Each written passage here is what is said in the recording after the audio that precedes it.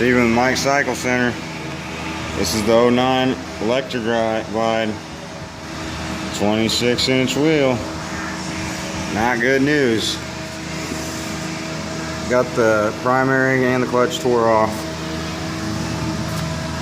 If you can look into the plates, the fluid is so burnt up. There's hardly any friction left on anything. It's putting out a smell similar to like burning plastic. So looks like it's going to be a clutch job.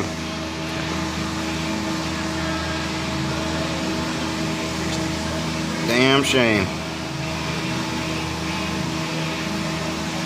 Alright, have a good day.